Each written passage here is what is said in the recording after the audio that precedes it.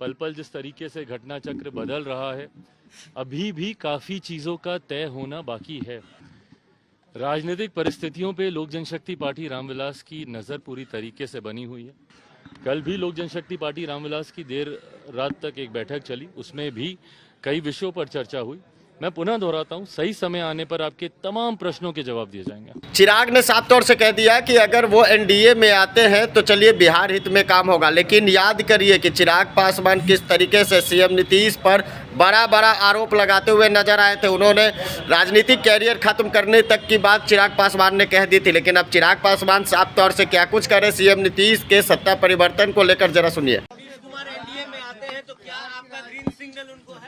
भाई देखिए, अगर मगर पे तो फिर बहुत सारे सवाल जवाब हो जाएंगे, फिर तो उसका कोई अंत ही नहीं होगा। पर जैसा मैंने कल भी इस बात को मैंने कहा था कि भारतीय जनता पार्टी के शीर्ष नेतृत्व से मेरी बातचीत चल रही है और मुझे लगता है सही समय आने पर तमाम प्रश्नों के जवाब दिए जाएंगे। चिराग जी, आप जा रहे हैं दिल्ली, आज पहुंच रहे हैं आप? आज मैं दिल्ली जा रहा हूँ, आज आज मैं दिल्ली जा रहा हूँ और जैसा मैंने कहा कि भाजपा के शीर्ष नेतृत्व से मेरी बातचीत चल रही है, उसी क्रम को आगे बढ़ाने के सिलसिले में आज वैसे हमको जाना था, कर्पूरी धाम हमको जाना था। जिस तरीके से कर्पूरी ठाकुर जी को देश का सर्वोच्च सम्मान दिया गया है, जो बिहार वासियों की, देशवासियों की, हम लोगों की लंबे समय से मांग थी, उम्मीद थी, वो सपना आज हम लोग का पूरा हुआ है। ऐसे में मैं चाहता था कि उनकी उस पावन धरती पर जाकर उनको मैं नमन करूं। आज कार्यक्रम था वहां का, सीतामढ़ी जाना था। मेरे लिए सौभाग्य की बात है कि अयोध्या से भगवान राम के दर्शन करके आया और मैं हमेशा कहता हूं और मैं मानता हूं कि उतना ही भव्य सीता माता का मंदिर सीतामढ़ी में भी बनना चाहिए और जो कोई अयोध्या जाए भगवान राम का आशीर्वाद लेने, वो माता सीता का दर्शन करने भी आए।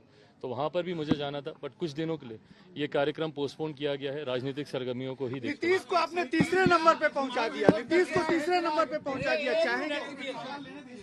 नीतीश कुमार आपके एक्सेप्टेबल है? लगातार आपने उनका विरोध किया है। देखिए, मैंने कल रात से मैं इसी बात को दोहरा रहा हूँ।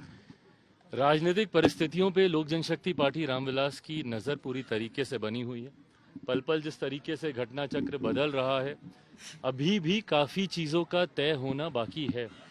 कल भी लोक जनशक्ति पार्टी रामविलास की देर रात तक एक बैठक चली, उसमें भी कई विषयों पर चर्चा हुई। मैं पुनः दोहराता हूँ, सही समय आने पर आपके तमाम प्रश्नों के जवाब दिए जाएंगे। तो मोदी जी के नेतृत्व में लगभग पिछले 10 सालों से भारत विकास की नई गाथाएं लिखता आया है। इस बात का विश्वास है कि अमृत काल के लिए जो लक्ष्य तय किए गए हैं, आने वाले 25 सालों में उन लक्ष्यों को पूरा करते हुए जब भारत आज़ादी की 100वीं वर्षगांठ मना रहा होगा, ऐसे में हम लोग एक विकसित भारत के निर्माण के लक्ष्य को हम लोग पूरा करें, जहां भारत में कोई गरीब ना हो, जहां अमीरी गरीबी का कोई भेद ना हो। इसी दिशा में हम लोग प्रयासरत हैं। इस दिशा में कार्य करने के लिए ज़रूरी है तमाम ऐसे राज्यों का विकसित होना। जब आप देश के विकास की कल्पना करते हैं तो तमाम ऐसे राज्यों का विकसित होना जो आज़ादी के 75 साल के बाद अभी भी विकसित राज्य नहीं बन पाए, जिसमें यकीनन हम लोग का बिहार प्रदेश आता है। बिहार के लिए कई और ऐसे विशेष लक्ष्य और उनको लेकर संकल्पित और संकल्प से सिद्धि तक उसको हम लोग पूरा कर सकें, इस दिशा में हम लोग को आगे बढ़ने की ज़रूरत है। आप सबके माध्यम से बिहार वासियों को, पूरे देशवासियों को गणतंत्र दिवस की ढेर सारी शुभकामनाएं।